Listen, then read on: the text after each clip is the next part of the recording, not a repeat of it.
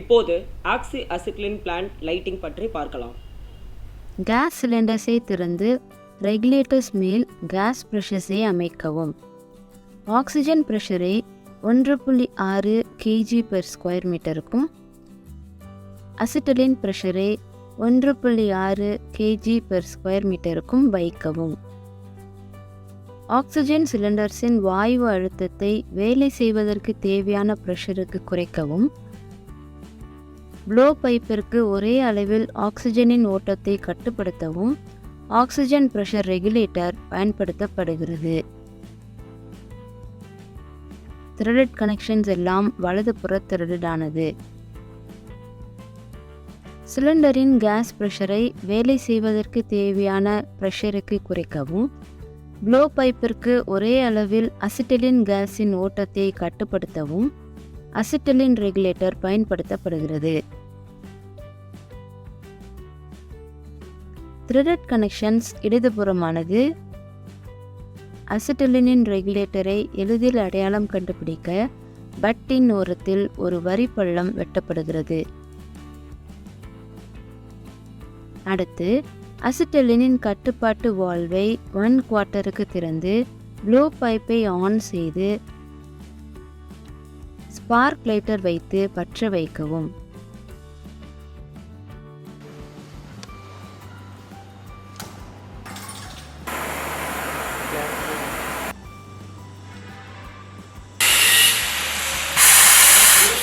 வளிமண்டல காற்றில் இருக்கும் ஆக்சிஜனை பயன்படுத்தி அசிட்டிலின் எரிகிறது. ஸ்பார்க் லைட்டரை தவிர வேறு எந்த வகையான தீயையும் பயன்படுத்த வேண்டாம். இப்போது ஃப்ளேமை கவனியுங்கள். ப்ளோ பைப்பின் கட்டுப்பாட்டு வால்வை திறப்பதன் மூலம் ஆக்சிஜனை சேருங்கள். இப்போது ஒரு பிரகாசமான ஒயிட் கோன் நாசிலின் நுனியில் தெரிய ஆரம்பிக்கும். ஆக்சிஜனுடன் அசிட்டிலின் இருக்கும் விகிதத்தை பொறுத்து ஃப்ளேம்ஸ் 3 வகைப்படும். Neutral flame, oxidising flame, carburising flame, neutral flame. Oxygen மற்றும் அசிட்டிலினின் ப்ளோ பைப்பில் சம அளவில் கலக்கப்படும். இந்த ஃப்ளேமில் முழுமையான எரிதல் நடக்கும். இந்த ஃப்ளேம் மூல உலோகத்தில் அல்லது வெல்டிங்கில் எந்த பாதிப்பும் ஏற்படுத்தாது. எனவே உலோகம் ஆக்சிடைஸ் ஆகவில்லை என்றும் உலோகத்தோடு ரியாக்ட் ஆக கார்பன் ஏதும் இல்லை என்றும் அர்த்தம். நியூட்ரல் ஃப்ளேமை சரி செய்ய போதுமான அளவு ஆக்சிஜனை சேர்க்கவும். இது அந்த வெள்ளை கோனை தெளிவாகவும் உருண்டையாகவும் ஆக்கும். Oxidising flame. நியூட்ரல் ஃப்ளேமோடு அதிக அளவிலான ஆக்சிஜன் சேர்க்கப்படும் போது ஒரு ஆக்சிடைசிங் வடிவிலான ஃப்ளேம் உருவாக்கப்படுகிறது. ஆக்சிடைசிங் ஃப்ளேம் மற்ற 2 வகையான ஃப்ளேம்களை விட அதிக சூடானது. நியூட்ரல் ஃப்ளேமில் இருந்து ஆக்சிடைசிங் ஃப்ளேமை சரி செய்ய அசிட்டிலினின் ஓட்டத்தை குறைக்கவும்.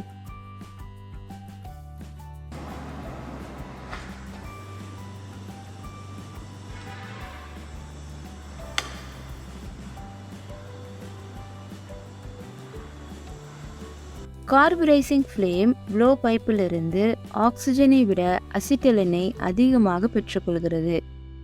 கார்புரைசிங் ஃப்ளேமை சரி செய்ய ஃப்ளேமை நியூட்ரலுக்கு சரி செய்து பின்பு அசிட்டிலினை சேர்க்கவும்.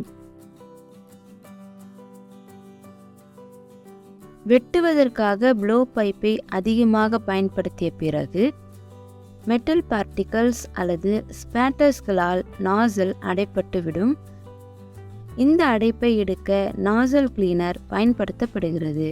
ஒரு விசேஷமான டிப் கிளீனர் டார்ச் கண்டெய்னருடன் கொடுக்கப்படுகிறது. ஒவ்வொரு டிப்பிற்கும் ஒவ்வொரு வகையான துளைப்பான் கருவியும் ஸ்மூத் ஃபைலும் இருக்கின்றன. டிப்பை சுத்தம் செய்வதற்கு முன்பு சரியான துளைப்பானை தேர்வு செய்து பின்பு நகர்த்தி திருப்பாமல் மேலும் கீழும் டிப் வரை செலுத்தவும். வேலை முடிந்த பின்பு முதலில் அசிட்டிலின் சிலிண்டர் வால்வையும் பின்பு ஆக்சிஜன் சிலிண்டர் வால்வையும் மூடி பிளான்ட்டை நிறுத்தவும். இப்போது ப்ளோ பைப், அசிட்டிலின் வால்வ் மற்றும் ஆக்சிஜன் வால்வை திறந்து அனைத்து கேஸ் ப்ரெஷர்ஸையும் வெளியேற்றவும். ரெகுலேட்டர்ஸில் இருக்கும் 2 ப்ரெஷர் கேஜும் 0வில் இருக்க வேண்டும். அடுத்து அசிட்டிலின் மற்றும் ஆக்சிஜன் ரெகுலேட்டர் ப்ரெஷரின் சரி செய்யும் ஸ்க்ரூவை திறந்து மூடவும். இப்போது ப்ளோ பைப், அசிட்டிலின் வால்வ் மற்றும் ஆக்சிஜன் வால்வை மூடவும். Recap. ரெகுலேட்டர்ஸில் கேஸ் அழுத்தத்தை வைக்கவும். அசிட்டிலின் ரெகுலேட்டரை எளிதில் அடையாளம் கண்டுபிடிக்க பட்டின் ஓரத்தில் ஒரு வரி பள்ளம் வெட்டப்படுகிறது. ஸ்பார்க் லைட்டரை வைத்து பற்ற வைக்கவும். ஆக்சிஜனுடன் அசிட்டிலின் இருக்கும் விகிதத்தை பொறுத்து ஃப்ளேம்ஸ் 3 வகைப்படும். சரியான துளைப்பான் கருவியை தேர்வு செய்து அதனை நகர்த்தவும். மேலேயோ கீழேயோ திருப்பாமல் டிப் வரை துளைக்கவும். முதலில் அசிட்டிலின் சிலிண்டர் வால்வையும் பின்பு ஆக்சிஜன் சிலிண்டர் வால்வையும் மூடி பிளான்ட்டை நிறுத்தவும்.